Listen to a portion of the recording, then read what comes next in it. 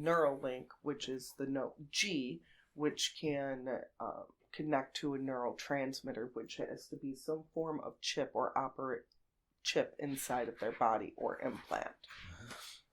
Now, when analyzing these and when the victims are holding the device, those radio frequencies are getting captured into that recording because they're on the invisible spectrum. We don't see them, but they're still being transmitted to us in order to affect us, especially with the voice-to-skull technology systems. So when I bring them up, I have to amplify them to an audible level. And I capture a lot of the radio communications from the drones and the satellite systems, along with the military and the government projects that they are doing. Like in Allison's case, she's Project Genesis. She also has graphene in her body, and I know they're manipulating the heavy metals in there, along with the amino acids and the acrylic acids as well, and doing mRNA and DNA manipulation processing. So I am listening basically to the personal area network systems of their body, along with their heart monitoring systems as well. I could sometimes capture the heartbeats of the victims from their computer systems being transferred. I could capture them uplinking to the satellite systems and to their locations. I know they're using hybrid cloud services with that as well. Okay. Now, my portion of the forensics, I could identify the weapon systems because the criminals are actually purchasing them. Oh yeah, there's a patent out on them. I think there are 3. I've got 3 patent numbers of people, that you can buy them. Yeah. That was interesting because we explained to the lawyer that actually some of these weapons that you can purchase them. Yeah. You know? And he was like, well, can I have examples of this? I think somehow can even be reproduced. I think if you could make out of a microwave a weapon, theoretically. So I think the access to these weapons is more and more easy, I think, from what I understand. And he wanted examples of this, for example. Like in my report, that what weapons would use, which kind of injuries they could cause. Yeah. No, that was one of the questions he had. So. Go ahead, Alison. Just in the report, apologies. Yeah. So in like my report, for example, one of the main sort of components of it is the fact that I'm being live streamed on the deep web, and there are people logging in to pay to either attack and or watch me.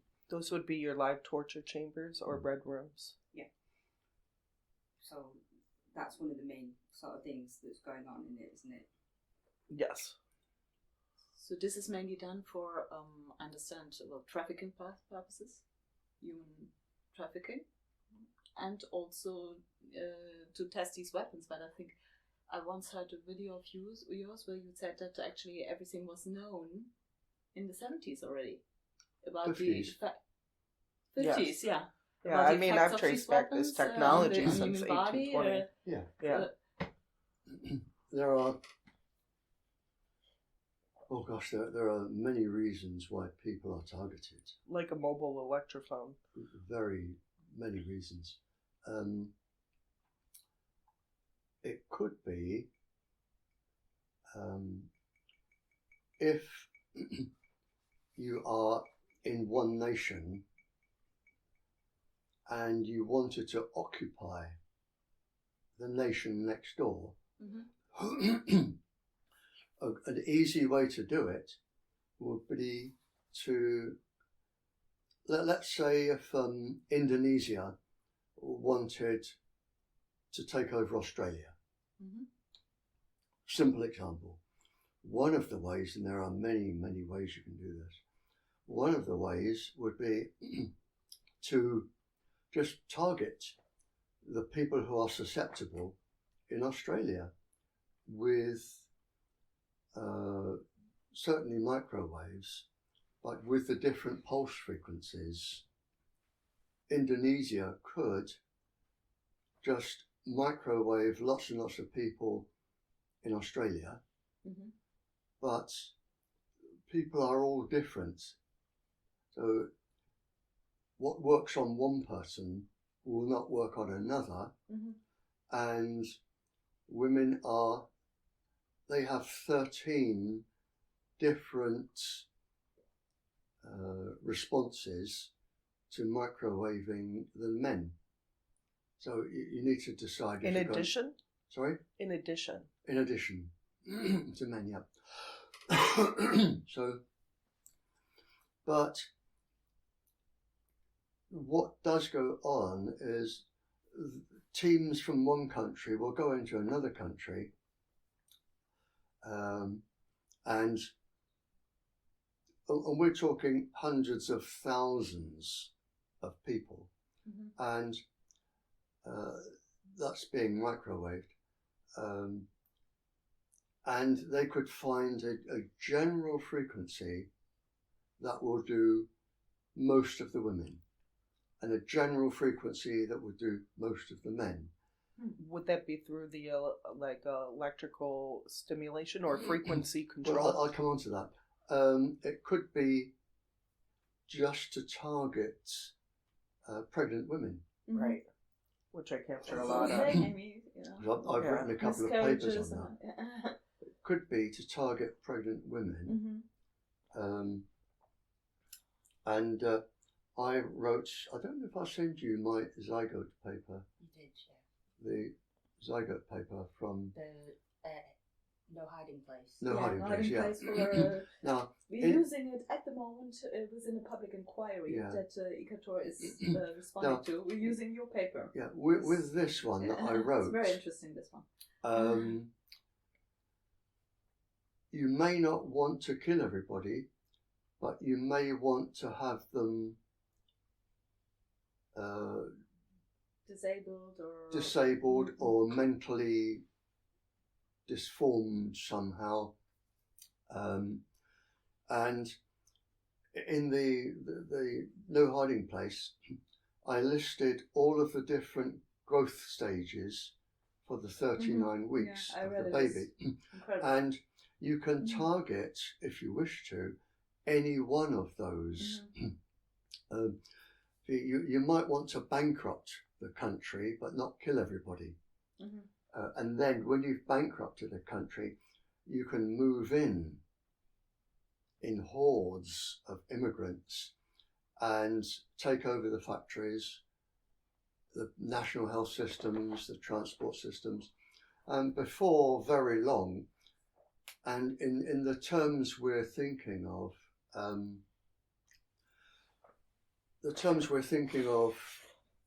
20 years is not very long. You know, they'll easily wait 20 years, 30 years to take over a country. And it's a lot more efficient and a lot more inexpensive than sending in tanks and bombs. Because if you send in tanks and bombs, the next thing you've got to do is rebuild the country. Whereas you take one of your big hospitals and you could just take over it as it is, and then all the hospitals, all the superstructure. So are you saying that mesh network systems were basically in place prior? Sorry? So mesh network systems, is that sort of what you're describing, taking over a whole area or a whole vicinity at one time? That can be done. You don't even have to visit the country. To my knowledge, there are 16 now known transmitters on this planet, whereby if you wanted to take over a country, you can actually send the microwaves up to the ionosphere, up to the ozone layer, which is an electrical conductor, reflect it back down. Any schoolboy geometry will cover that. And you can slowly destroy all of the animals, all of the reproduction in the animals. You get rid of all the insects. There is no pollination of plants, and the country goes bankrupt. And then you move in piece by piece, bringing fruit to cure any illness, vitamin C deficiency or whatever. And it can be done over 20, 30 years. I was having dinner with one of the royal families abroad, and the king was saying to me, he just said, Barry, he says, if we can't stop these people, I will not have a country in 50 years. They will have taken over my entire country. Everything disappeared. I heard that interview. Yeah. But, and again,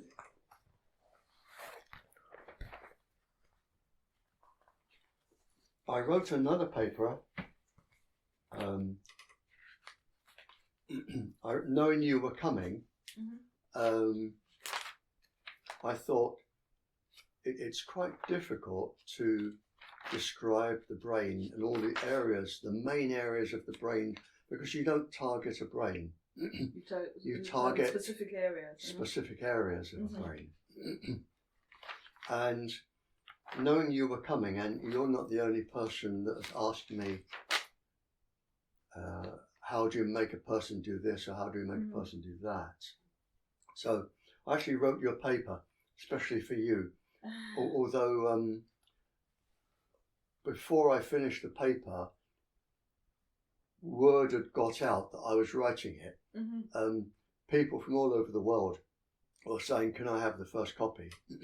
So copies have gone out in desperation and for lawsuits, but it was written for you, Alison. Thank you. And you haven't seen it. Appreciate it. Your help with this. I didn't know you. I don't think I knew that you were doing that. I don't know what to say, Barry. That's amazing. Yeah. But I have written it for you, and you can take this with you. Yep. Thank you. I'll pass it over in a minute. And I've got here that the title is Addiction.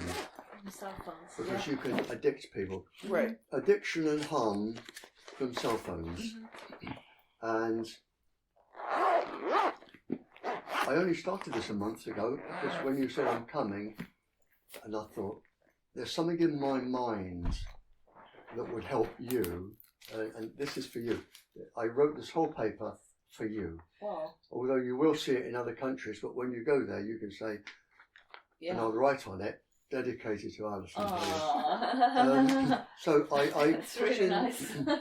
I put in how the brain is changed through what is known as entropy. Right. Yeah. And then I've listed the main areas of the brain that are being targeted. And in this page here, I've named them on this one. This page, I've written down what each particular part of the brain can make you do. Everything from That's what I do with violence my thermal to images. everything from violence to you name it, and it can make you do it. So I've listed there where if you change that part of the brain, what it will make you do. Okay, that is very, very interesting. Okay. That will interest our lawyer also a lot. What I will do. And it seems to correspond to actually where the implants are. Oh, this is this is why. That, I mean, Yeah. that's what I was thinking when I saw it. Yeah. I was wondering something Barry would have always wondered. It's probably because it's the same frequencies everywhere that I use. I don't know. No. I can get It's targeted. No, it's not. No, it's I not. can get targeted wherever I go. For example, tonight, we slept, not far from here in a flat that we rented. I was targeted the whole night, radiated the whole night, so I haven't slept. But it is wherever I go. How can I do that? Oh, easy. Hang on. Is it by satellite? I mean, that's my guess. But I mean, then it seems It very depends far on the with network satellite. system and how Or the the phone network system network, is or- set up. But I get targeted wherever I go. Right, but you have to understand there's towers outside, there's different alarm settings. Everywhere you go is a different component. Yeah. There's open access points, there's different... Yeah, they're using a light in my apartment to attack me. They're hacking into a light bulb. You've got that. Right, yeah, Yeah. Amy was talking about that the other day, yeah. They It's do all possible. sorts of stuff. It's incredible. Yeah.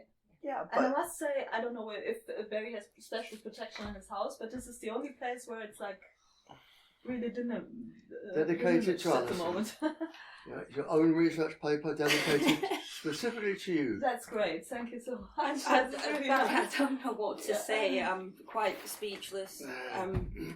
Thank you. That's okay, but it tells you there which part of the brain you can It's go for really and interesting. what part of the body it will change. yeah, that's what I do with my thermal imaging. I've been picking up heat signatures on the head Yeah. and can identify the locations But, of where they're being hit. Yeah, but coming back to this, coming back now, what was I going to get some papers? Hang on. This paper is Yeah, no. really, really I've interesting. got specific papers that. What hand? No, Are you okay. sure? Okay. Oh, sorry.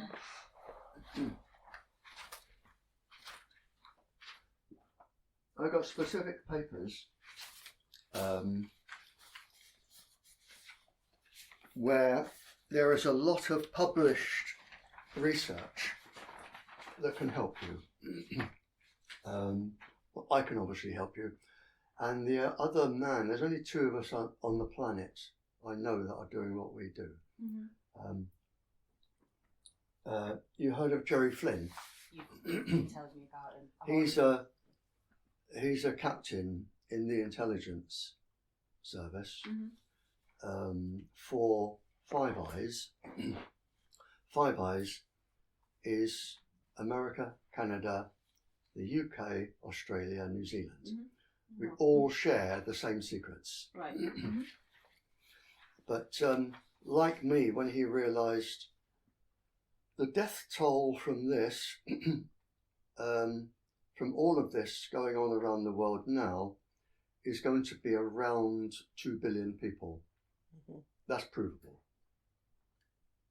They're going to kill 2 billion people with this technology. And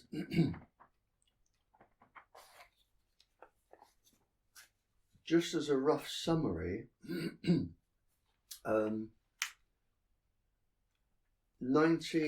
1941, I think I've got it written down here.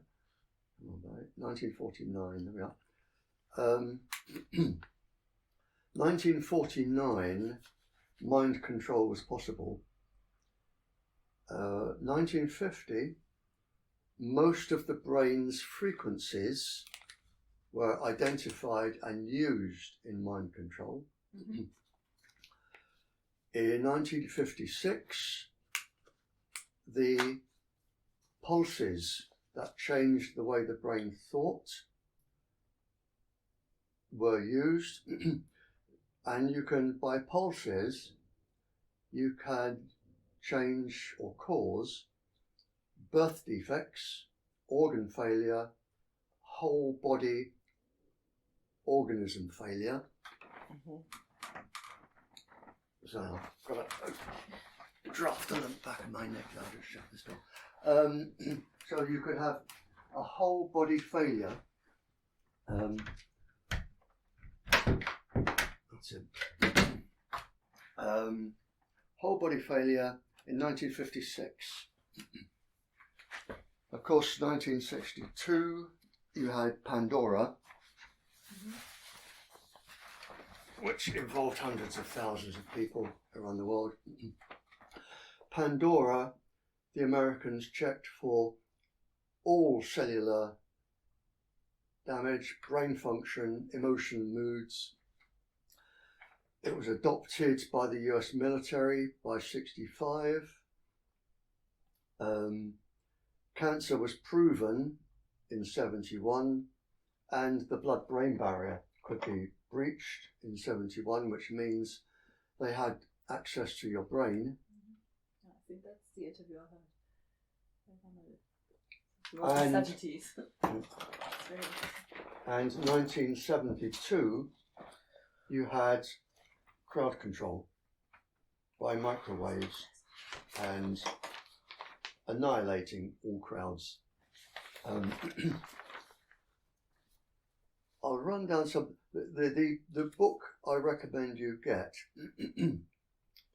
I'll just read out a few of these, but it goes back, I said, to 1949, Operation Lydia.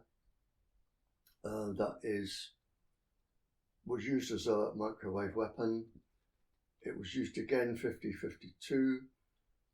Cataracts could be brought in the eyes in 52. 56, they knew it was all harmful and became the perfect weapon. 62, Pandora. 65, they adopted the thermal level that microwaves could be used with. And in fact, it goes on, I think, the last from the Senate, yeah, I've got it here. This may surprise you, but in 1990, Operation Sleeping Beauty, Ronald Reagan legalized all microwaves and microwave weapons to be used for harm, and that was in the 90s. Now we have the latest weapon, which is what do they call it? The latest weapon, the growler. They call it the growler, which can be used from vehicles, drones, anything like that. But everything you want in terms of names, dates, places that you can use in court for evidence, everything you want is in those two books. Okay. Okay. What you need to do is you need to buy those two books. Okay. No problem. Okay. Do I get them like on the internet? Or Do you want to write down the... I've got it. Yes. You gave me. Yeah, okay. Well, we Okay. will order them. But everything I've read here is in those two books. That's written down by Jerry Flynn. Okay. And that is really all you want. And you can prove everything from those two books, basically. Your question was, how do they follow you around Yeah, wherever I go. and know exactly where you are? Yeah. And Well, I have not a lot of implants in me. Yeah. You're not going to like my answer, but I have to be brutally honest when I answer. Is you are causing it to yourself. What do you mean? You are responsible for making yourself an easy target. In what way?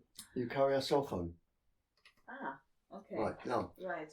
cell phones, a lot of them, when they are manufactured, some of the chips come from China.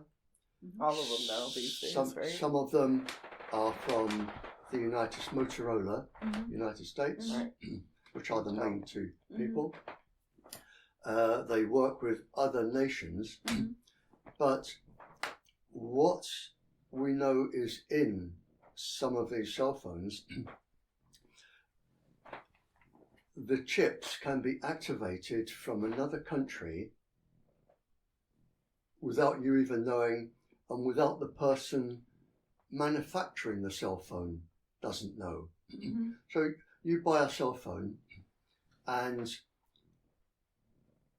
the chips, they have many thousands of combinations that can go through in the binary arithmetic, many thousands. And from another country, all they have to do, because they will know you are where you are, because all they have to do to the chip that they put in, be it China, the secret services of the Yeah, careful with him, he might fall on the floor there. Yeah, I was just moving it from that purpose. Yeah. Whether it be China or somewhere else, they can ask the chips at any time to switch on, send their signal back, and by carrying your cell phone, even when it's off, totally off, Yeah. that it can be switched on. They have facial recognition, so anybody you're talking to, the chances are you will have a picture on your cell phone when you have taken photographs or pictures. They'll have all of those pictures, all of the names and the addresses where these people belong, where they work. They can then go to their houses. They can ask your cell phone to read a message that is from inside your body, from an implant. You can send a message to an implant. If you go to a hospital to be tested for an implant, they can say, turn yourself off. And when the people in the X-ray department, they say, well, look, you've got a little dot there, but it could be calcium oxide, it could be... That's what they usually say, yeah. Something, Yeah. but it's not transmitting. It's perfectly safe. It's your imagination. And then when you come away, they can make it, I'll come on again. And they can control virtually around 10,500 different biological functions in your body, and all of your neurological functions. And if you put the combination together, there are, when I was debriefing spies in the Cold War, I made a list of, I don't know if you've got it, I made a list of, I'll give it to you, I think it was 30 or 40 neurological states and physiological states that could be induced from different microwave pulses. The list today, now when I did the list, it was 30 to 40. The list today is, I've got it on this sheet, it's not on that sheet. Yeah, here we are. I've got this for you again. I made a list, I spent 11 years talking to spies. And during the Cold War, they could change heartbeat, sleep pattern, paranoia, hallucinations, depression, suicide, anger management, sexual violence, seizures, epileptics, sensory problems, confusion, mania, hyperactivity. That was all possible. Isn't that all part of the sleep deprivation tactic, though? Like, for instance, even with eyesight. I've written the pulse frequency that will cause it. Okay, that's very interesting. Okay. Which again you Could can we have. take Sorry, copies of this? you can copy it. Okay. It's photocopy free. Okay. The other one you may want. Yeah. I'll go downstairs in a minute. Okay, great. I wrote a paper. Are you being targeted? The answer may surprise you. And I've written a biography really of targeting satellites, governments, and in it I've written the pattern numbers where you can just apply for the machine that does it, because you've got the pattern number of the voice to skull, where you can't hear, nobody else can hear the voice, only you, and it goes into your brain and tells you what to do. I don't know if you know how that was developed I do. for deaf people.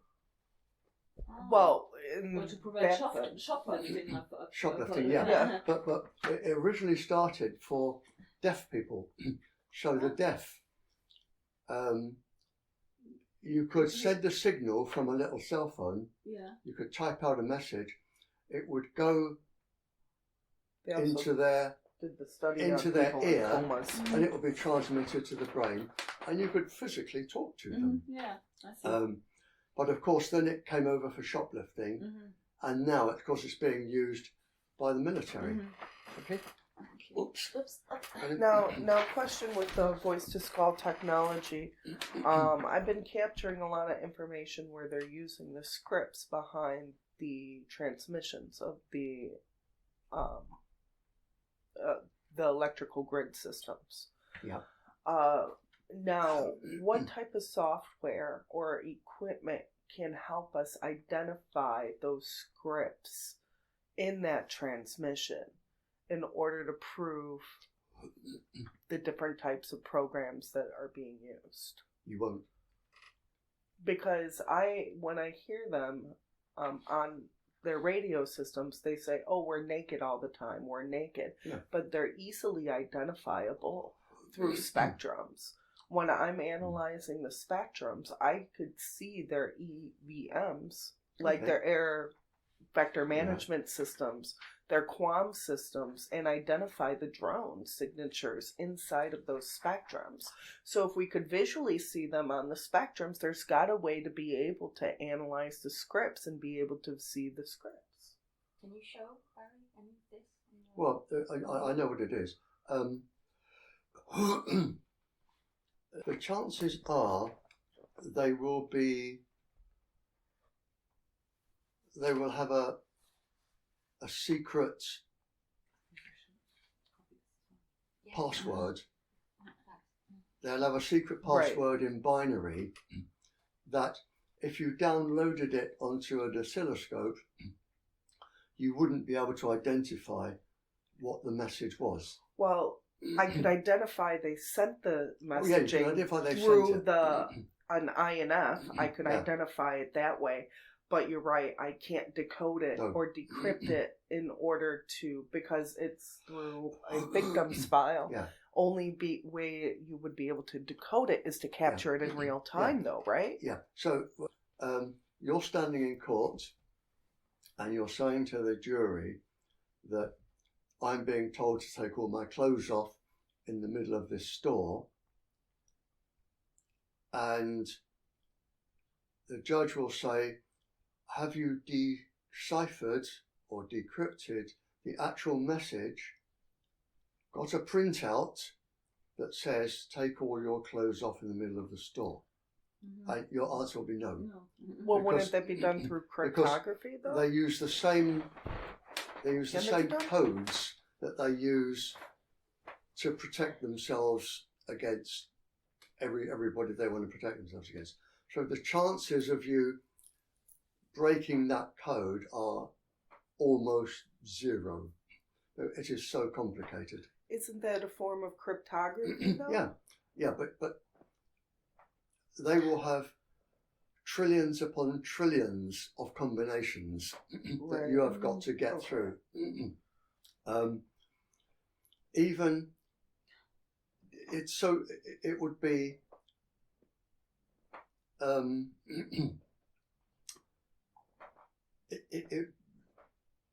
it would be a sort of 10 to the power 12 or something combinations that they could have. There's more atoms in the planet, or not as many atoms in the planet as the number of ways you would have to be able to decipher it. But if you had a chip in your body or something, that will be programmed to pick this up. Well, that would be used for the tone generators, right? Yeah. So order for the So the judge would say to you, can you print this down and I can read the words? You say no. And then he will say, well, how do you know Because I could that identify it's the not your brain frequencies. saying to you, I want to strip off in the middle of the store? Yeah. You can't prove it isn't. Well, that's not true.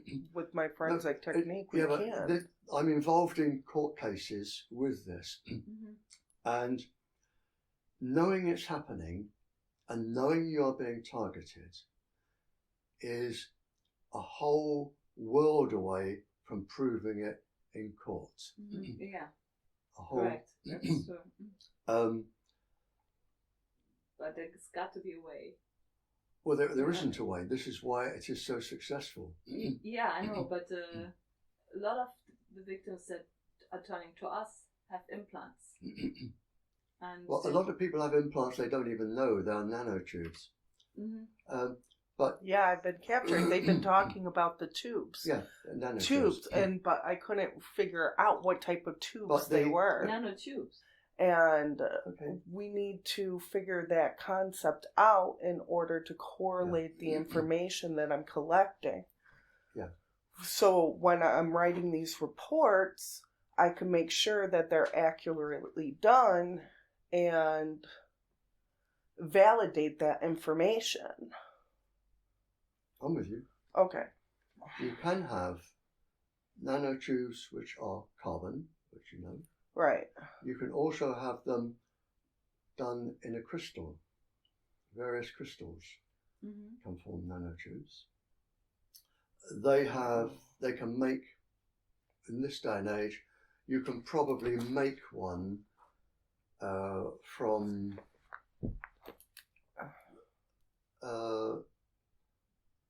substances that are not even known on the periodic table, where you have, if you think of MIT, probably the best, brainiest university on the planet, if you put a team of PhD students together and say, here's a grant for 12 years, produce something that will hold this amount of electronic or this amount of poison or this amount of substance, and they would do it. They would do it in their 12 years, and you have a substance that isn't even known, that only they know. What about the cloning, though, with the nanotubes? We're short of cloning. I know that they're able to clone or mirror, I guess you might say. Yeah, there are two types. Now, are you talking about the nanotube itself, cloning itself? Yes. Those are crystals. Those are the crystals. Crystals, Okay, so crystals clone themselves. That's why crystals grow. But you it's can't. Like the self-assembling and auto-replicating. Yeah. They self-assemble, and it wouldn't surprise me where you have some form of meiosis or mitosis in an artificial virus, because viruses clone themselves. In fact, a virus can clone itself into tens of millions of clones. If you were to feed it one cell with the right substances to get into and clone itself. It's how colds and flu. what about the microtubes? Well, those are slightly bigger nanotubes. Okay. Well, I know there's usually adjustment in size, but doesn't each one have different capabilities in regard to that? Absolutely. That they have the capability is down to the imagination or the skill of the person building it or making it. And it isn't difficult to say to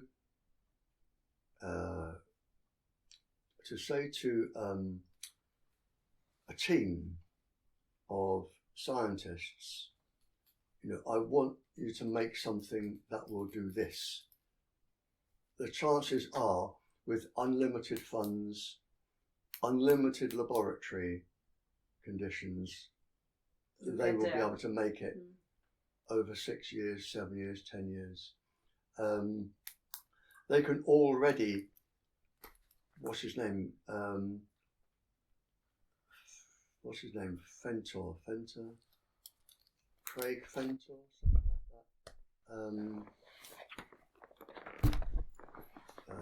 like that. There's a man, and he can produce life in a test tube. Not life as we know it, but he can produce, I think it's Craig Fentor or Craig Fenter. But he can already produce cells or substances that will reproduce themselves.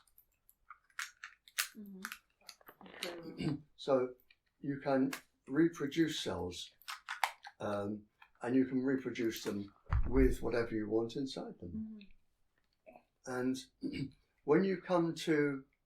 I'm thinking, because you said crystals, right? A couple of years ago, because I've got Morgellons, so there were actually visible material, fibers and other things coming out of my skin.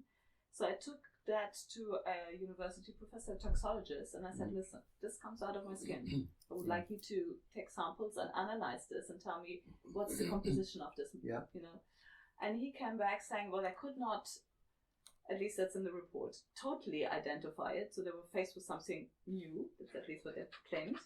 But there was some crystal material in it. And that it was also artificial. It was something with polymer structures. So, well, I figured that was nanotechnology, but they could not totally identify it. But there was definitely crystal or crystalline material, something in with it. So that's what I was thinking when you talked about the nanotubes and the crystals and I have the laboratory reports. But the number of what you can ask them to do, I mean, they work mathematically, they work on the factorial mathematics. In other words, if they wanted to put something in, you could have one substance, let's say you had 12 substances in atomic levels, you could have the damage that could be done by one mixed with the damage that could be done by 2 and then 3, so it's 1 times 2 times 3 times 4 times 5 times 6, and by the time you get up to 30, which isn't beyond people, you could introduce virtually everything to everybody on the planet, because the multiples when you get into the trillions and trillions and trillions. So it is a phenomenal weapon. Well, isn't it time now to call actually Paulo, because we're 12, Yeah, so you we'll, need to ask him to call. Yeah.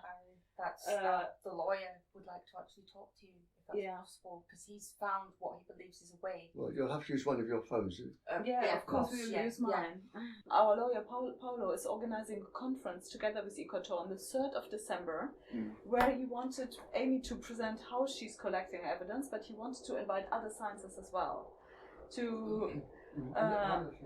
And I know it's a bit short notice, but it would be great if Barrie could be there, because there will be other scientists as well. There will be also a physicist that we know. It's a former military. He's also a psychotronic weapons expert, and he will be there. He's called Daniel Lepris. We were hoping to invite you, and Amy will be presenting, but not only Amy. There will be doctors there and other lawyers that our lawyers inviting. And we will do that in preparation of the hopeful court case that we're going to organize. So we'll get Paolo now. This is our lawyer to just explain. Okay. Oui, bonjour Paolo. Voilà. On est ici avec Barrie Trower, qui nous a déjà expliqué vraiment des choses super intéressantes. On a essayé de le motiver peut-être de venir nous rejoindre pour la conférence du 3 décembre. Mais maintenant, parce que je vais traduire en anglais. Donc, voilà. Est-ce que tu auras des questions spéciales à lui poser Alors, des questions spéciales, non. La seule chose, peut-être, la seule chose que je voudrais poser comme question, c'est de savoir si les appareils qui sont disponibles pour toi, ou pour les appareils qui sont disponibles peuvent-elles donc permettre d'établir scientifiquement qu'une lésion physique émane des ondes électromagnétiques. Donc en gros, quand il y a une lésion physique, est-ce qu'il y a des appareils qui permettent de déterminer avec certitude que cette lésion physique émane d'ondes électromagnétiques? Ok, donc par exemple une brûlure, tu veux dire? Voilà, une brûlure émanant des ondes électromagnétiques. Est-ce qu'il y a un appareil qui permet de dire, voilà, ça, c'est lié à des ondes électromagnétiques? Okay, so Barry, here's one question precisely. For example, if you have a lesion or a burn mark, can we scientifically prove 100% that this burn mark is done by an electromagnetic weapon? For example, is there means? With 100% certainties that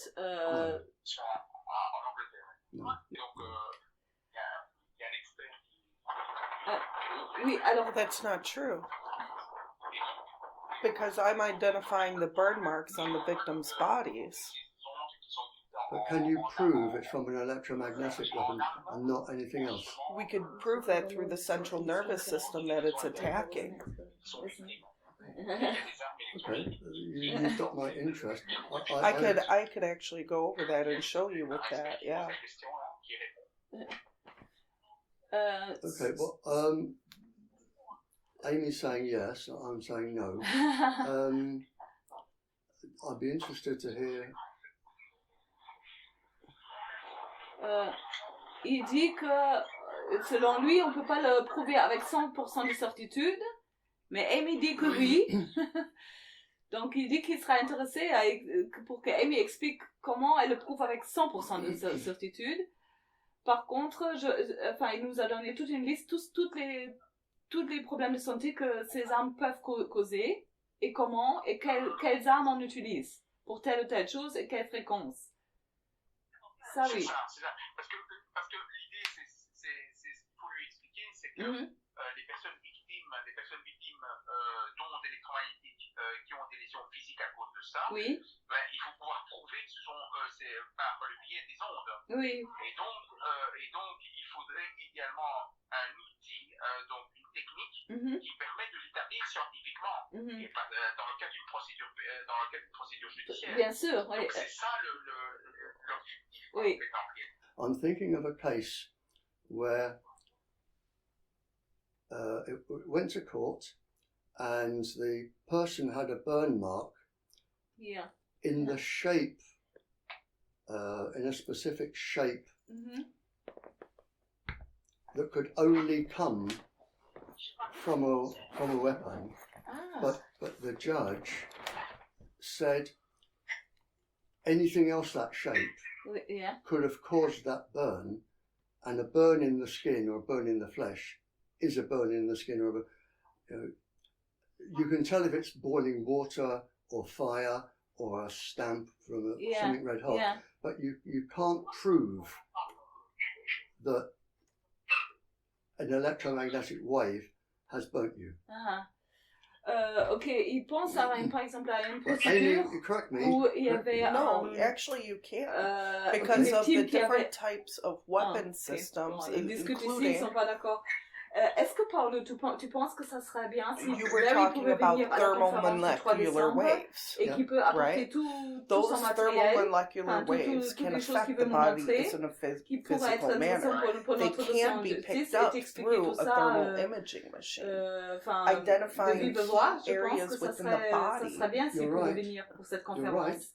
right. Mais ça, il faut lui poser la question. Oui, parce que il explique par exemple qu'ils ont eu un cours, un dossier en justice où la personne avait ici sur la trempe une brûlure d'une forme vraiment très spécifique. Et alors, lui, il a pu montrer, en fait, cette brûlure-là, elle peut venir que de cette arme-là. Ça fait exactement ce genre de forme de brûlure. Et c'était reconnu par la justice. Et le juge a dit non, mais n'importe quel autre objet blessant pourrait faire ça. Mais en fait, lui n'était pas d'accord parce que cette arme-là fait vraiment exactement cette brûlure-là, quoi. Enfin, cette forme. Il faut voir avec lui si lui il peut être présent ou pas et qu'il me tient au courant. Hein. Pour l'instant, je suis averti en fait. Je suis averti. Oui. Mais donc, voilà. Mais donc, voir un peu s'il peut être là. Ok. Et on se tient au courant, hein, Mélanie, ça va? Oui, on lui perd évidemment ses frais, quoi, mais je pense qu'il faut vraiment essayer qu'il soit là, quoi. Je crois que ça sera le mieux. Okay, Paolo would really appreciate if you could come to Belgium for the conference and you could, talk together about all this. I think it would really be fantastic. What we're saying here, you've got thermal imaging there, Okay, yeah. which is infrared, not microwave. Yeah, that's what Right. Amy does. Yeah. You've got, and I'm agreeing with Amy there. Mhm. And I've seen this before. Mhm. You've got thermal imaging, which is infrared, Yeah. not microwave. Okay. Now, thermal imaging picking up heat, and you can also transmit heat. Yep. But with the reflections of the wounds of when they're being physically hit Yep. and identifying them as those radiation burns, we could prove through the thermal imaging that same spot in that same location of that mark and that heat signature. I'm agreeing with you. Yeah. I'm agreeing.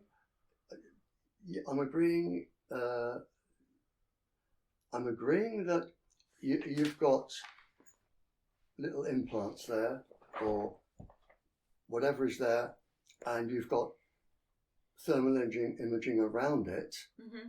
Okay. So you've got your implant, you've got your thermal imaging, and you can follow the trail of the thermal imaging, and it matches perfectly the weapon. Right. Right. In court,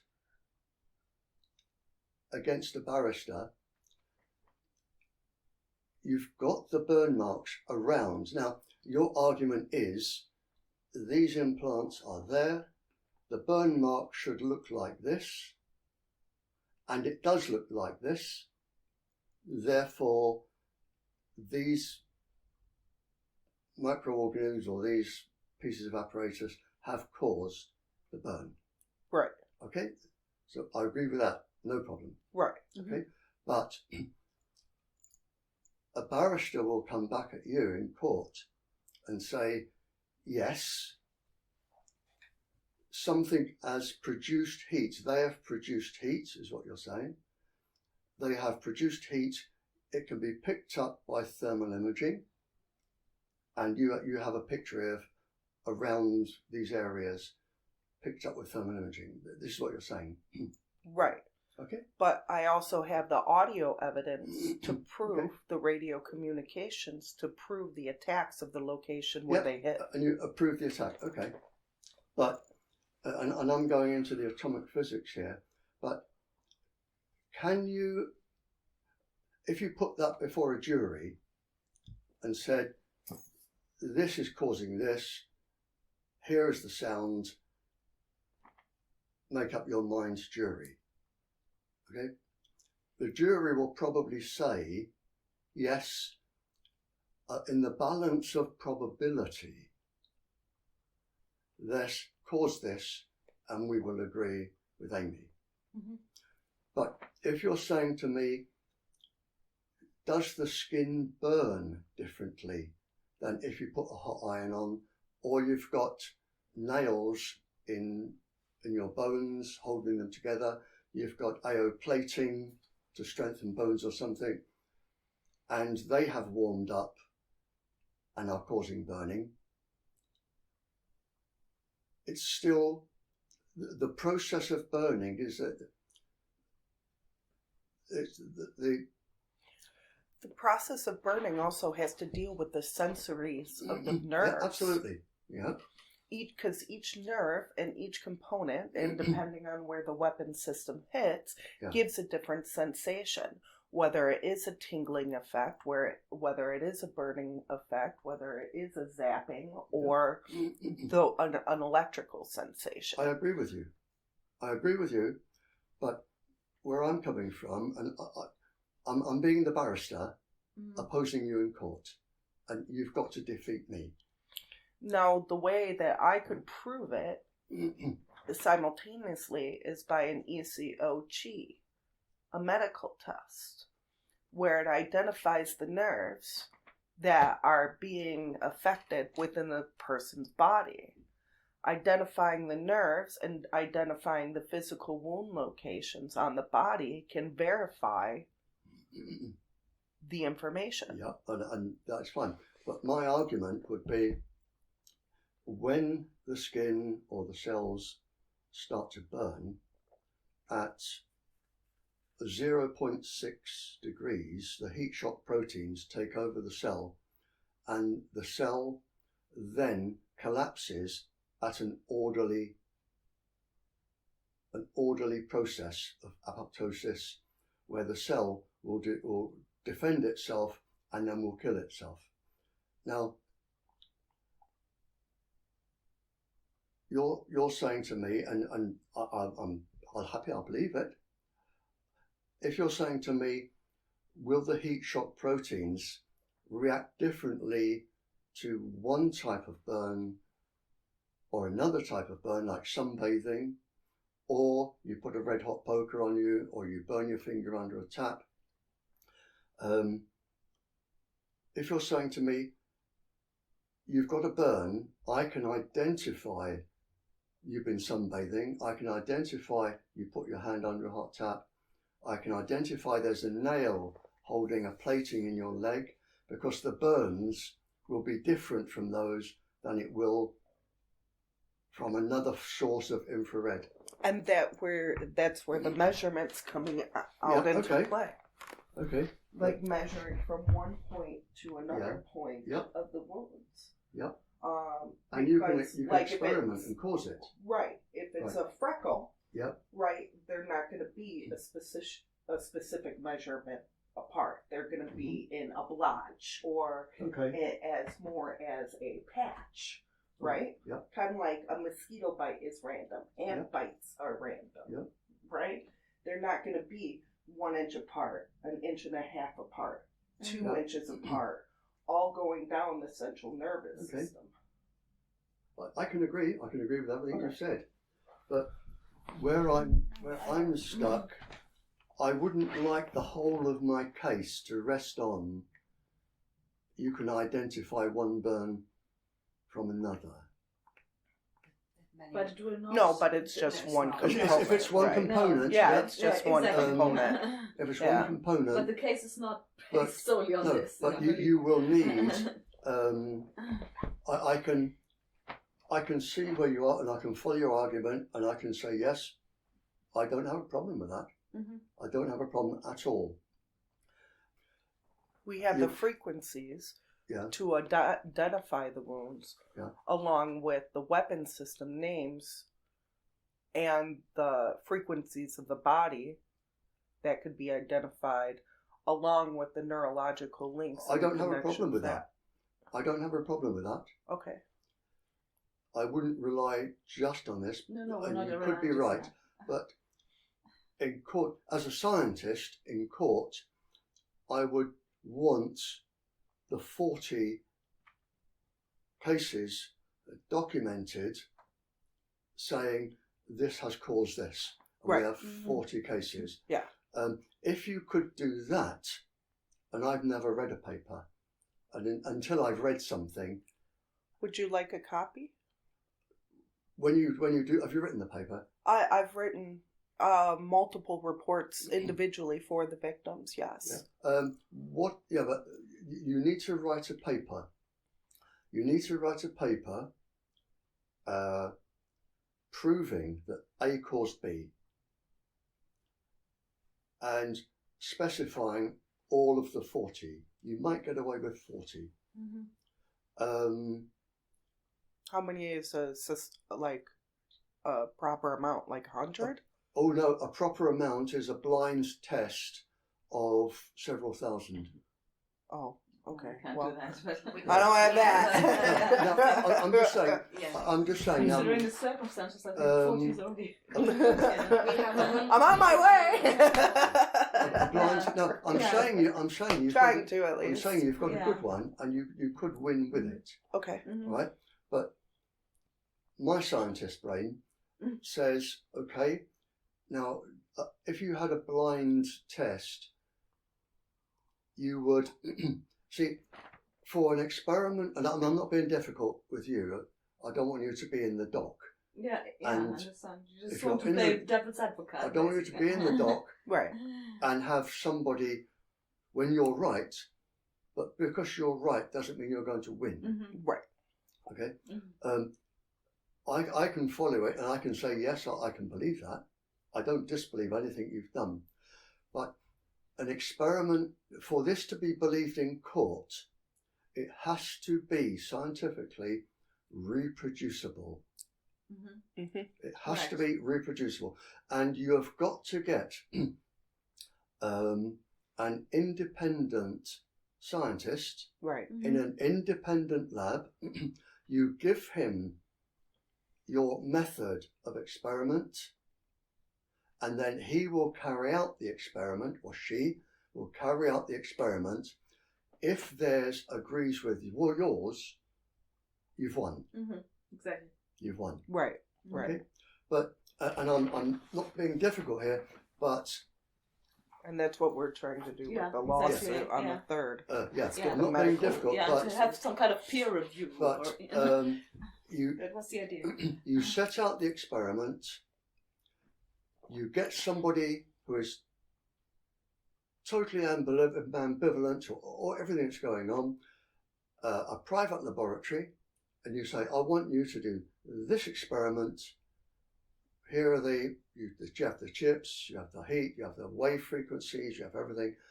I want 40 experiments carried out on different tissues and nerve fibers, whatever it is you want. They will do it, and they will then send you their professional results. If they match yours, I will say, yes, Amy, you are absolutely correct. Well done. You have proved it to me.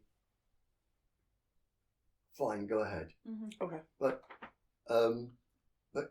that is what is required in court, because I'm not talking about you, but there are in the tobacco industry and in the smoking industry and the lead paint industry, the radiation industry, they have all shown to have defrauded their experiments. Right. It does go on. Experiments are defrauded, and they will have all their professors appear in court and say, you know, this is our experiment, and no, it's rubbish, it doesn't work. But you've got to get an independent lab, and if someone else was doing that, they could be that you are manipulating and I'm not saying you, it is done, drug companies have done it many times and been picked up for it. Right. They manipulate results, and they have statisticians come in and lay statistics down. Because every victim's wounds are a little bit different, which Yeah, I agree varies with in that. the I agree with information that. and the reports and my findings. But there are common factors from the victims that I've noticed, like within the brain stem, within the 2 points within the wrist, I and agree. that's for motor function and flexibility. Another is part of the central points in the toes, along with the sural and the sciatic nerve. Yeah. Through the heel and the feet to get your toes to twitch and Yeah. force movement, manipulation through the body. I can agree with all that. Yeah. And in fact, what I would go one stage further, I would get them, because they will have one, to look at the burn under an electron microscope. An electron microscope. An Okay. electron microscope. That takes you down to the very atom, and you may be able to show that the electrons are going to different thermal layers as opposed to different burns. You may get to show that. Quick question. In regards to the manipulation of the body, like for instance with Allison's report, I find a lot of acrylic and amino acids that are being manipulated. Yeah. And I noticed on your piece of paper that the central location of the brain, the neurological response, that amino acids could be manipulated from that standpoint. Can I just add to that? Can we? This is important. My amino acids toxicology test is quite shocking. I'm severely depleted in all of them. So with the amino acids, okay, we got the medical test to prove that her has been depleted. We have the audio evidence of it, and I didn't do the thermals yet, but that correlation. Oh crap! I forgot my question. Is there a way? It'll come back to you. Is there a way? I mean, with the electron microscope, that we would be able to prove it. Yeah. Yes. Okay. Thank you. And I've got it here for you. I was going to give you this as well. Okay. Thank you. That's okay. I've got it here. We And you see can that. try it. And I'm not being difficult, but I'm being a scientist. No, yeah, and you're right. Right. You have to. If you get an independent person to verify the wavelengths and everything, and they carry out, and theirs are identical to yours, you write the paper, and when I read the paper, I will say, yes, Amy is right. Different burns can cause different symptoms, signs and symptoms. Would that still be able to prove, like through the dopamines and the endorphins, along with? Yeah. Electron microscope will, yeah. Okay. Because perfect. Perfect. Now what I've got here is mechanisms. Okay, right. Under mechanisms, I'll just put a little asterisk there. Are where are we going? We're on the same wavelength, you and I, Amy. That's why we're here. We were hoping that your wavelengths would. There are. Hang on. You know. Right. There are 1, 2, 3, 4, 5, 6, 7, 8. There should be 13. Hang on.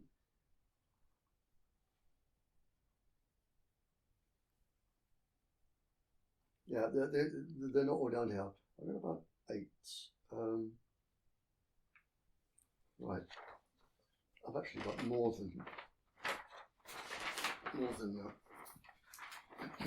So right, we've got mechanisms. Right, so cryptochrome demyelination, HP cells, retrovirus, fractional species energy. So there,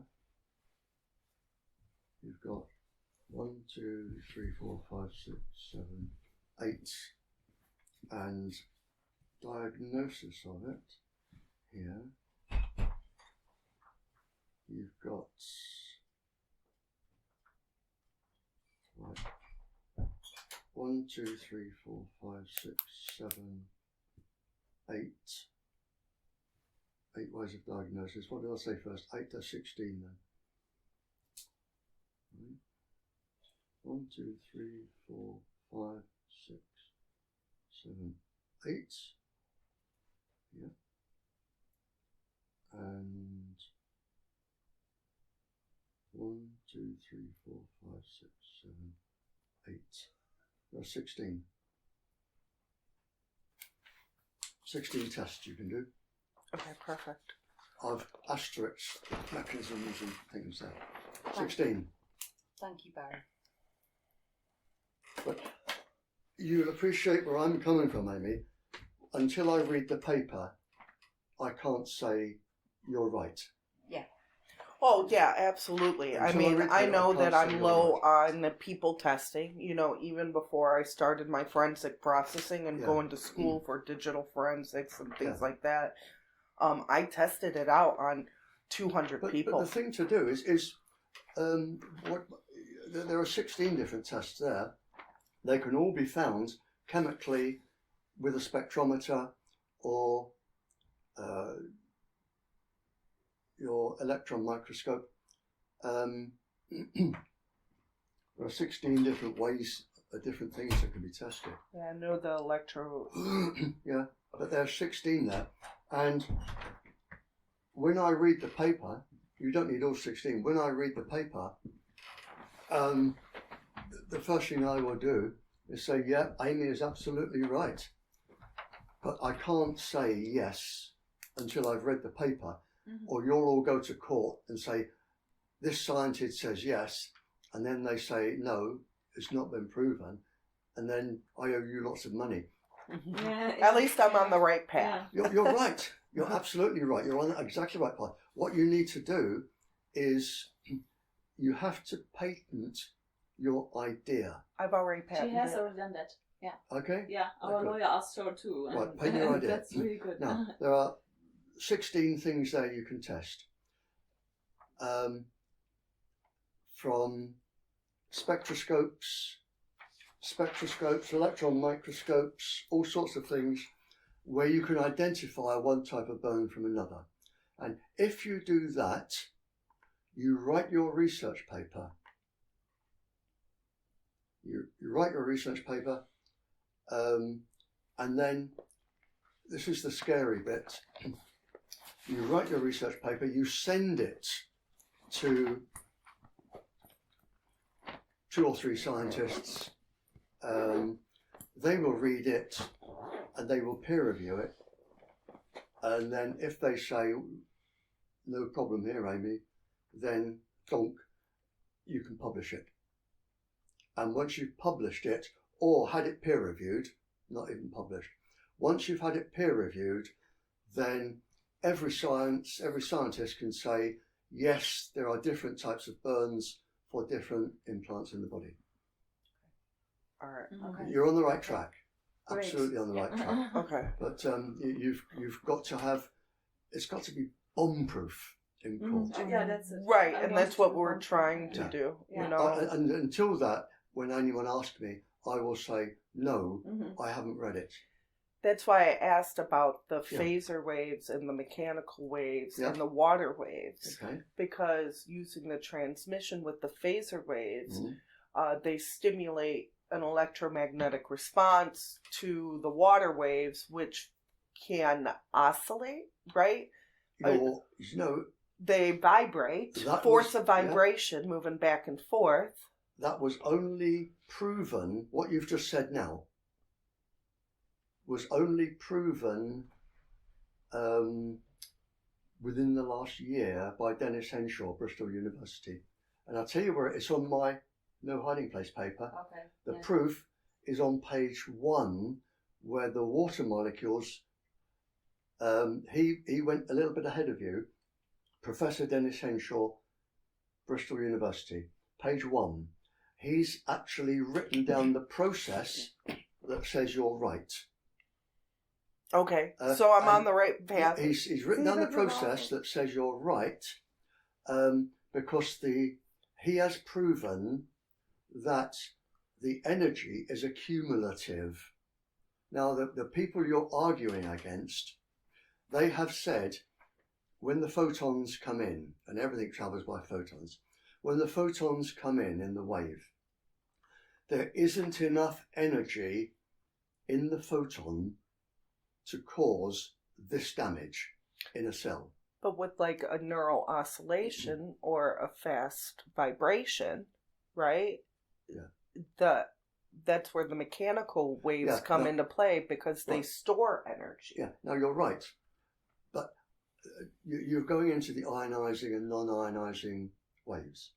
Now, non-ionizing spectrum, you've got radio waves, long wave, all different types of radio waves. The beginning of ordinary light, they are non-ionizing. In other words, the argument was that each photon coming in, and they travel as individual photons, even though they travel in waves. Right. Okay. They are individual photons, but they follow a waveform. But it doesn't okay. Right. But I'll come on with this. You've got the wave photon duality here. They travel in waves but act as particles. Now, each photon, and the argument has always been that microwaves and all the other radio waves, each photon does not have enough energy, the quantum energy, to cause this amount of damage when it strikes an atom, to move the electron to produce a wave like X-ray or gamma rays. What about cold fusion? Well, hang on, I'm coming to that. It doesn't have it. Now, and Dennis Henshaw, and it's on page 1 of that, and our argument right up until this year has been, and I wrote a mathematical paper on it, proving it. My argument has been there is an accumulative effect because there are so many photons so quick that they would act as an accumulation, not one photon. But it could never be proved. And it's only been proven this year. And on page 1 of my No Hiding Place paper, Dennis Henshaw has shown that there is an accumulative effect. What's his name again? Dennis? I've got the paper. You've got the paper and the explanation. He has shown... It was the public inquiry with the annexes. Dennis Henshaw... This report is really good. Yeah, it's the one you've submitted to the inquiry. Exactly, yeah. Now, Dennis Henshaw... It's the one I prefer. has proven that the waves are accumulative.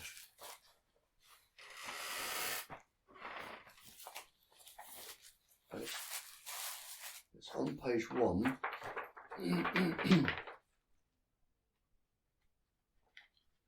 And here he said, and this is you, that he's just proven what you're wanting me to say. The idea that cell phone radio waves do not have the quantum energy to damage DNA and therefore cannot cause ill health or burning is a fallacy. It is flawed at a number of levels from the very physics upon which it is supposedly based, to chemistry and biology.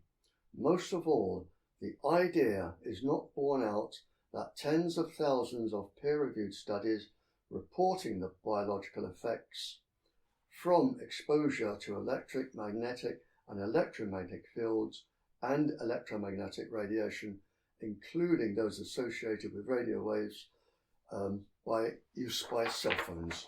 So what he's proven there is that the accumulative effect will produce what you have just said. So you are right, and it's only been proven. I mean, you are thinking ahead of the rest of the world. You know, you've obviously got a brilliant brain there. In terms of nobody does that. In terms of quantum physics, and if you want, I can give you the mathematics to prove it. Yeah, that would be great. I wrote a paper on it. Yeah. That would help me out, at least on a scientific level, be able to correlate all the information that I'm trying to collect. I at wrote least a paper. evidence-wise, you know. I wrote a paper for 16 university mathematicians. I studied higher maths at university. And I wrote a paper believing that, but mathematics doesn't prove that. And what you've been telling me, everything, he's just proved it. And my mathematics has now been verified. Okay? So you now have the mathematics and him proving that what you have said is correct. So you've got my brain and his brain agreeing with your brain. But until you've had someone else independently do it and put the two together where they identify it, every scientist will say it is not proven, which is my answer. Right. I can't stand up in court and say you're right. I know you're right because he's right and I know I'm right. Right? I don't know I'm right. This is theoretical. I know I'm right. But in court, I would have to say it is not proven. Therefore, it is not right. I understand. Yeah. Right? And this is where they are going to get you. But I'll give you the mathematics. And you can quote my mathematics. You've already submitted the paper. If you can get another independent laboratory to do these experiments, compare it to yours, you've won. Write a research paper and have it patented. Write a research paper and send it to a magazine and have it published. And then every scientist in the world will then say, when they stand up, including me, and say, yes, this is produced by Amy, here's the paper, been published. This is partly what Paolo's wanting to try. Absolutely, yeah. Can I take pictures? You can keep it. Oh, okay, thank you Yes, so much. please. Do you want me to dedicate it to you? Can I have your signature on it? I'm gonna Absolutely. frame it, you know? There's 4 pages, right? It's 4 pages. Okay? You're absolutely magnificent. Yeah. So you. I'll write it to you, Amy. A-M-Y, Amy? Yes, or sir. I-E? No, AMY. A-M-Y. Okay. Dedicated. Thank you. Dedicated to Amy.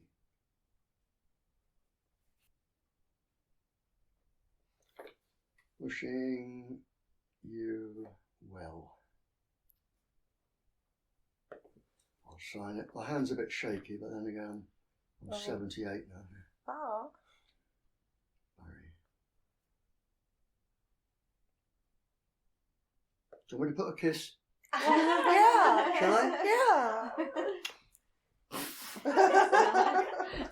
There you are. Dedicated to Amy. That's a C. Dedicated to Amy. Now, Amy, and I'll put a kiss there. Oh, thank you. I'm gonna love this. Yeah. Alison will be upset now because she didn't get them. She got her dedicated copy, no? But that's the mathematics to prove what you've been telling me. Is that's the mathematics that proves it. Oh, perfect. Thank you. It's 4 pages. I gotta square up on my mathematics. Gotta go into the atomic structure there and everything. Well, you know, with this independent laboratory, what you're talking about, Yeah, that you does need to take me get- that we do have a chance to prove this. of Yeah. course. You know? But until you actually have it independently tested and verified, the answer will always be no. And when you ask me the question, whoever it was asked me the question, and I thought, It was the lawyer, I think, who asked the question. yeah, the lawyer. When you've asked me the question, yeah, the lawyer asked me the question. And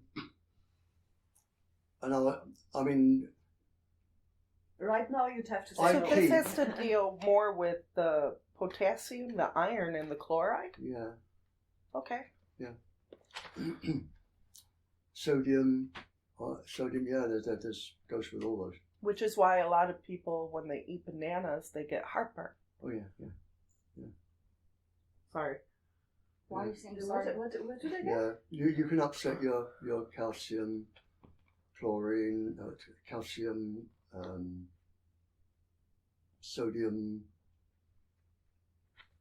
all of those. Yeah. But yeah, when the lawyer asked that, Yeah.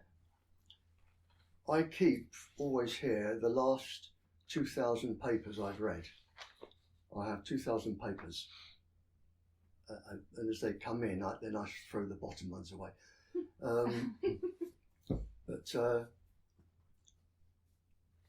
you know, until I read the paper that says yes, you're right, then everyone in the world will say no. Right. Yeah, I understand that. If you want to go into the maths there, Amy, an easy way to go into it is Nernst. Nernst. How do you spell Nernst? Nernst. It's not an English name. Nernst. N-E-R, nuns? N-E-N-N-E-R. Nernst. I can't spell it now. N-U-N-S-T? Something like that. Any A-level biologist will tell you Nernst, how to spell it. It's. I think I've come up with it. I think I've come across that terminology. Any A-level biologist will tell you. And it's he lays out the mathematics of that going through the experimental stage. Okay. What about the zeta waves? Those are in the brain. Oh yeah, I haven't got those. I've just got the first 4. Oh, okay. Yeah, I mean there are more than that, but I only wanted the main ones, just as an example, really. Oh, okay, I gotcha. Yeah.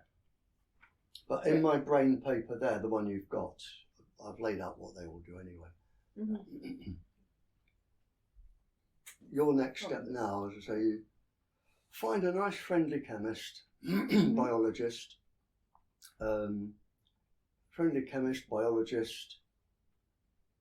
lay out, like when you're at school, you know, doing an experiment, you lay out how to do it and then result, conclusion,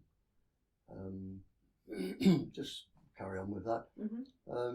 And then if they get the same results you get, you've won. But it's quite an anxious time. Yeah. And then, excuse me, and then you've got to send your paper off for peer review to a professor somewhere to peer review it. Yeah, absolutely. That is primarily what this thing on the 3rd is to do with peer review. And that can take some time, peer reviewing, and it's incredibly a nervous time. It is a nervous time.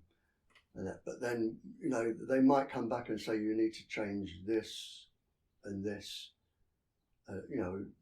Well, I know I'm not going to be 100% accurate, you know, because one, I'm only dealing with the basic equipment that I could afford. Yeah. You know, and like the one that the electron microscope that could probably cost $1,500 to $2,000. Yeah, but what are you doing? I mean, it's like hiring a JCB, you know, one of these big road diggers. You don't hire, you don't buy a JCB. You hire the driver and the machine for an hour. So you can hire a spectroscope, atomic spectroscope, or you can hire the lady and the machine for an hour in a laboratory. And if you're good and you've got friends at university, a 4th-year student, 3rd or 4th-year student, will do it for you for a quarter of the cost. Okay. But since they're a student and they're not really a grad, No, would they be considered? provided I think the it's a provided the professor. professor Yeah. agreed with their result. Yeah. They do the maths, they write it out, they show the professor, Mm-hmm. and he says, "Yep, no, this is That's okay." correct. The professor signs it off, but you're paying students' fees, not Mhm. professors' fees. Yeah, of course. Okay. I didn't know that at all. Mhm. Oh, okay. I did. You get that done. I've done this research because I know, like, I needed it patented. I know that I needed to take certain steps in order to validate my work, and to get it approved within the court system. So I made sure to do all that proper research prior. But what was you asking me about the different waves? I was asking about the mechanical waves and the water waves and the transference from the energy systems to the points of thresholds on the body. If that makes sense. Or how the mechanical waves can be transferred through the water waves. Because the mechanical waves store the energy, right? So if they do like a neural oscillation or a cold fusion tactic where they're vibrating the electrons as a fast amount of rate, it produces that energy. And then the mechanical wave produces that energy and it could shoot it through the water waves, which our bodies are made out of 60 to 70% water. So how can I know it would go through a path. It has to be sent through a path, right? Through the neurological or the central nervous system. But can that in itself produce enough energy to cause attacks, like the sensations of the nerves, like the tingling sensations, the electrical? Yeah. I guess I'm trying to figure out the conversion from the mechanical waves through the water waves in the body. Well, you're talking about a longitudinal wave or a transverse wave, and I'm trying to work out which one you mean. That has to do with sound waves.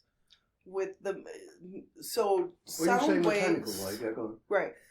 Sound waves and mechanical waves are similar with the transverse and the longitude, but the mechanical waves uses water waves. And since the mechanical waves work with X-rays, microwaves, infrared, infrared, sonic, ultrasonic, weapon systems, that is a key component of how they're producing these effects inside our body. What I'm trying to figure out is the use of the water wave in the mechanical wave, in the sound wave, because both sound waves and mechanical waves use transverse and longitudinal, right? Yeah, you're right, yeah. No. Where the mechanical waves is an additional with the water wave. So one can be converted via frequency to the other, but using the water wave would be a separate component throughout the body. And I'm trying to figure out how that component is separately through the body. A mechanical wave is a longitudinal wave. In other words, if you have a big long spring, I don't know if you did this at school, what are those? Slinkies they're called, aren't they? Right. If you move one, then the energy goes right the way along and pushes the other end. Right. That's a mechanical wave. The transverse wave, it's going up and down. Electromagnetic. Right. Okay. Now, the transverse wave, if you, I'm trying to easy way to describe this. If you get a glass of water and you put it on top of your radio and then you turn the music up loud, the water will vibrate because the sound is going into the water and it's producing waves. I don't know what type of wave it will produce in water, but the energy is being transferred atom to atom to atom to atom. Right. The energy is Okay. and the more dense the substance, the faster the wave travels. It's why sound travels faster underwater than it does in air, So because it has to go from atom to atom. And if you, it's the old trick of people that worked on the railways, they would put their ear onto the track and they could hear the train 100 miles away, because the closer the atomic structure, the faster the energy travels through, until you get a total vacuum, and now you've got problems. That's why you can't hear sound in space. Because there's nothing there for it to use. There is no mechanical. But you could capture frequencies in space. Oh, there is no such thing as empty space. Right. There are waves in space we haven't even thought of yet. So yes, you're right again. The mechanical wave will send energy into the water. The water will pick up the mechanical wave. The water will vibrate. It has to. And you have vibrating water along with anything the water is enclosed in. And the energy will disperse through the water without a shadow of a doubt. Because water, if you put pressure in water, all of the water takes the pressure. You can't have a differential in pressure in water. So the water will absorb the energy, and then the energy will be transferred into whatever is around or whatever it's going to go into. Okay. It's Kirchhoff's principle. Kirchhoff, Kirchhoff. He has said that when energy goes into anything, then whatever it is will vibrate and pass on that particular amount of energy. And another one that proved this was Lemar, Lemar, or Lamer. It's Lemar. He proved as well that water will transfer energy, frequency to frequency. So whatever you're putting into the water will also leave the water and carry on. So you're right insofar as if you vibrate water in the body, the vibrations will leave as a form of energy into the surrounding tissues. Amy, is this to do with the sweat glands and the cold fusion that you were meaning, or is this something Well, else? Is this something else? This has to, okay, with the sweat glands, I've noticed that they've been able to alter a person's temperature. When they mess up a neurological connection, usually via double link, by accident, right? One person grabs onto another person's link and it messes it up, and it can screw the aim up, right? Yeah. So it's not connected wrong. It can cause the body temperature to heat and overheat, but somehow they were cooling the body down by a ventilation process, which I believe is through the sweat glands. Causing a person to sweat causes a person to release that energy that is being built up until they could disconnect the double link or the cross connection and separate them. Yeah, it works out when people use anything with 5G. That's what you get. The 5G wave, and in my paper, there's no hiding place.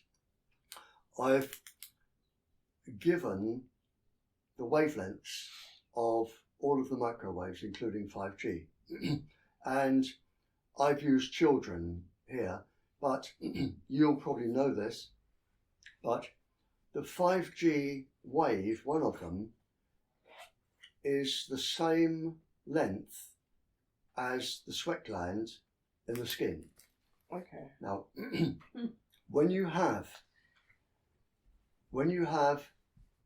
something in your body that is the same size as the wave, or a mathematical multiple of the wave. So, for instance, the sweat gland is the same size as 5G. So when 5G hits the sweat gland becomes, because it's wet, the sweat gland becomes an aerial. It's how aerials work. Right. An aerial is a conductor.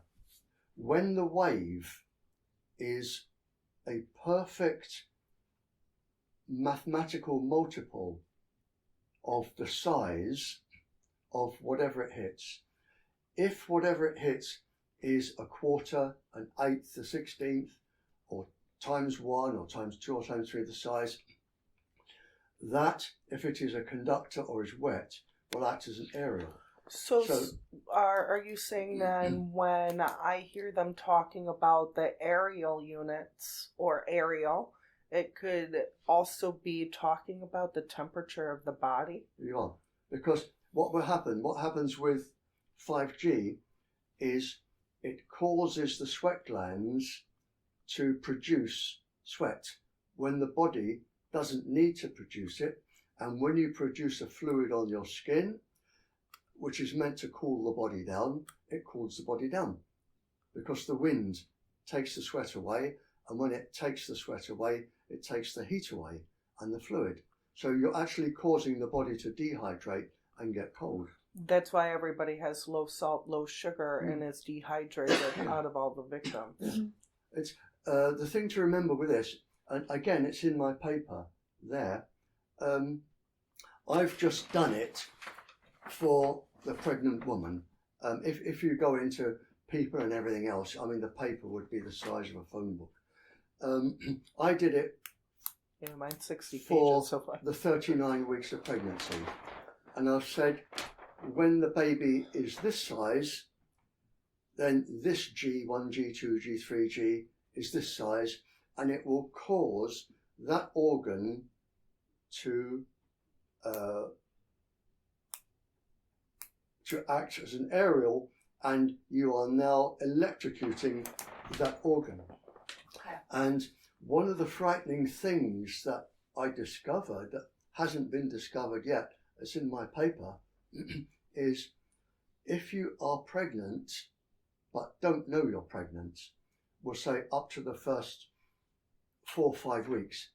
If you're pregnant and you don't know you're pregnant and you're not taking any precautions, which is what I wrote about there, on the 15th day of pregnancy, there's no way you would know you're pregnant in 15 days. No. On the 15th day of pregnancy, and you're using 5G, 5G is the same size as the zygotes or the baby. Mm-hmm.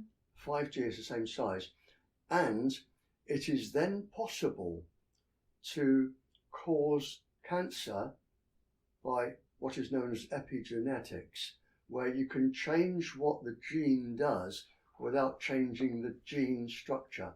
So if I had epigenetics in this room, epigenetics would change your behavior without changing you. So they can hide it, sort Yeah. of thing. Yes. So epigenetics, as it just so happens, Yes, on the it is. Really terrifying. on the 15th day of pregnancy, with the genetics, what it is doing, it is balancing the cellular structures and telling them where to go.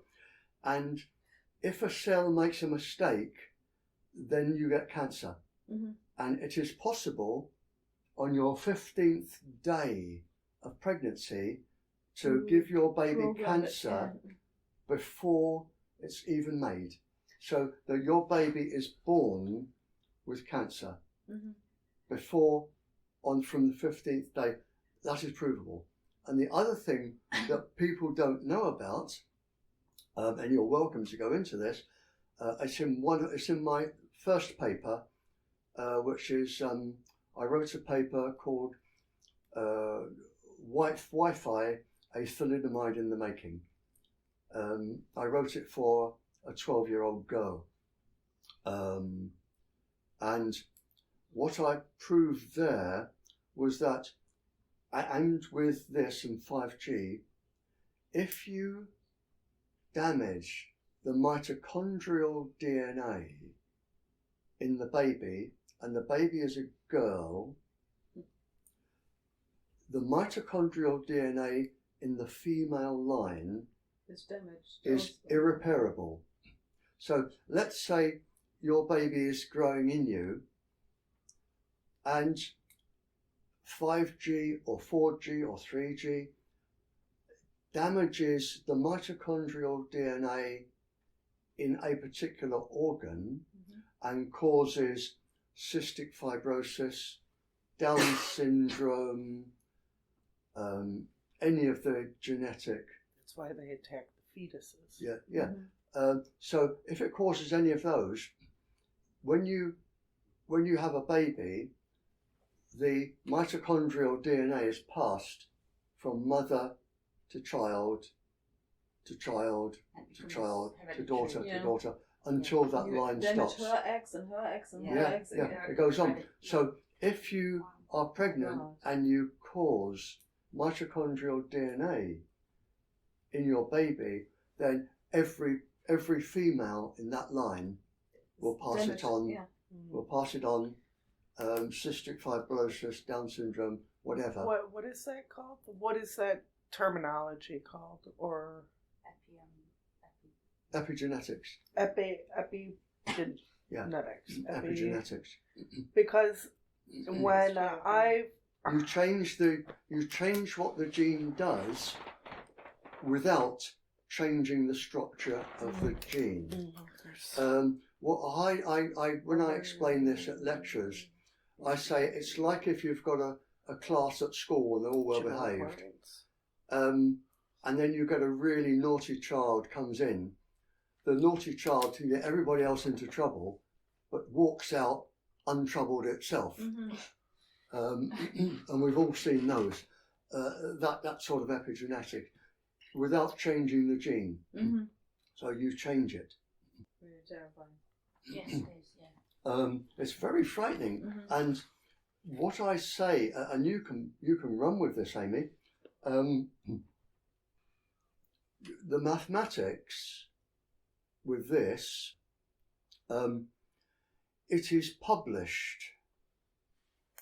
It is published by the World Health Organization, and it is in my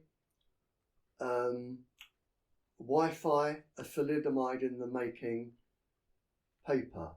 Do you have that one? I got it, yeah. Yeah, it's in there. And what has been proven in there, but has been kept top secret, is that only 1 in 8 children eventually, 1 in 8 will be born healthy. After 3 generations. That's where we're at. Yeah.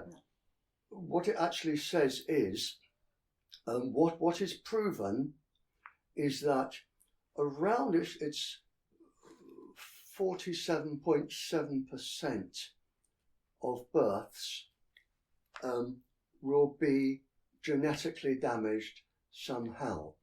Now, let's say half for simplicity in mathematics. So you have a population in Belgium. Take the Belgian population, a half of exposed women are going to have genetically disabled children in 1 generation. That will be 20 years. 20 years is a generation.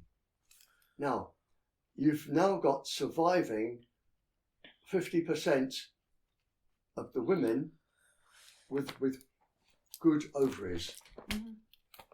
20 years later, But that's the attacks on you've the got half of reproductive those, systems, right? half of those, which is 25%. So you go from a half of your population in Belgium to the first lot of births, then it is a quarter of the births, then an eighth of the births, and you've only gone 3 generations, 60 years. And the science is predicted that in 60 years, only 1 in 8 of your children are going to be born healthy. 1 in 8. And there is no way you can run your country with 1 in 8 being healthy. The only way you will survive, because a lot of the ones not born will be miscarried or stillborn. In 60 years, if nothing is done, and I say this at conferences, all of my conferences, only 1 in 8, only 1 in 8, and this is the World Health Organization saying this, their own scientists, not me, only 1 in 8 will be born healthy. Then the only way you will run your country is to do what we had to do at the end of the war, when we had so many people killed.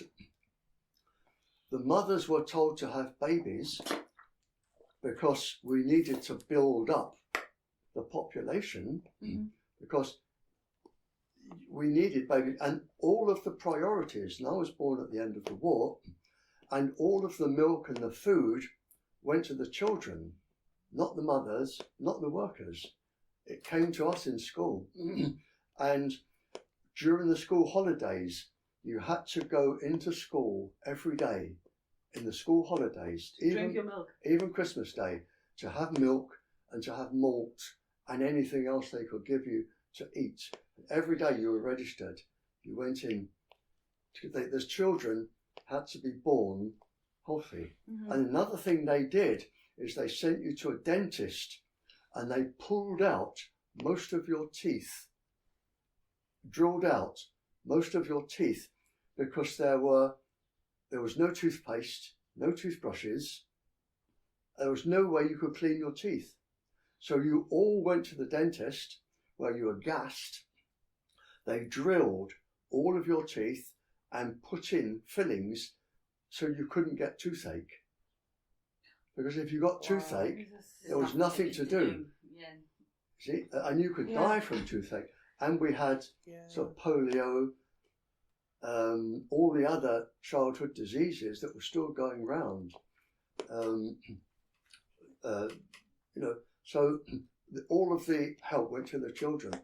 But the only way we could run our country was to get hundreds and thousands of people in from all of the other countries to run the factories, run the health service, drive the buses, pay the taxes.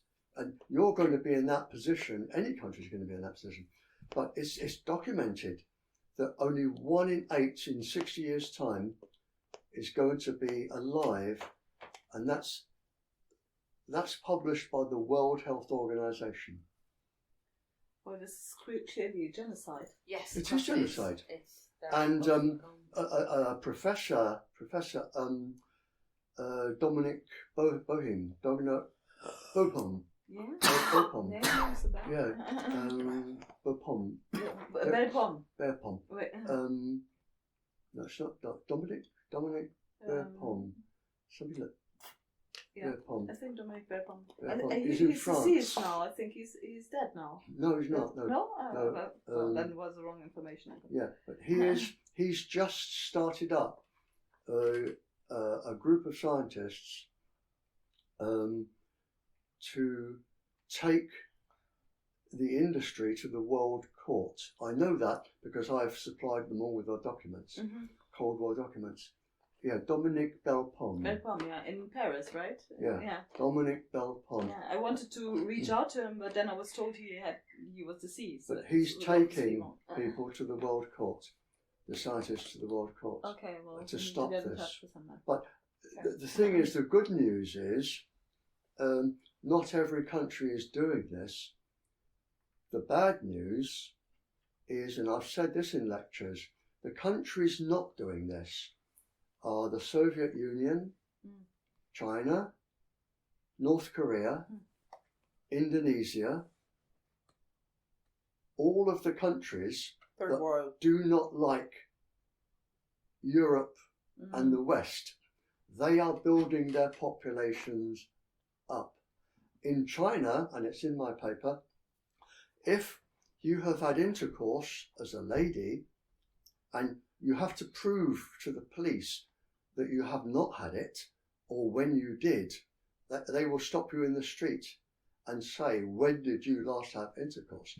If it was within 15 days and you're not wearing You have this a protection. lead apron, you will go to jail. Yeah. It's I read a that in your paper. You will go to jail. Yeah. You're obliged when you're pregnant to Wear an apron. yeah. And they will send you to jail because Yeah. you are not protecting Yeah. your future Yeah. generations. You are being careless. I found it incredible. I read it in the And paper. in Russia have got lots of rules like that to protect school children. Mhm. But we are not. The United States, Canada, Europe, Australia, New Zealand, we're taking no precautions, and we are going to get, as it started, a slow influx of immigration from the countries, and they are getting jobs, being respectful. They are getting the jobs. They are getting the right to vote because they're there several years, and then they have status, national status. But it's going to be where all of those countries have all of the status to vote, and then they get on the government and the council, and there will be no East and West. It will then just be one whole generation of Chinese and Russian. And this is what we are trying to stop. That's why the U.S. blocked lead paint. Yeah. Because it was stopping all the microwave radiation. What I'm saying to you is, when we go back to one of our earlier questions, is some of the chips put into your cell phones and computers are put there in some not every single one, but they are put there by the Chinese or the Russians or the Americans. Right. And the first thing I say when somebody who is being targeted rings me up, and I can get 10 a day, I say, the first thing you must do is throw your cell phone into a bucket of water. And they say, no.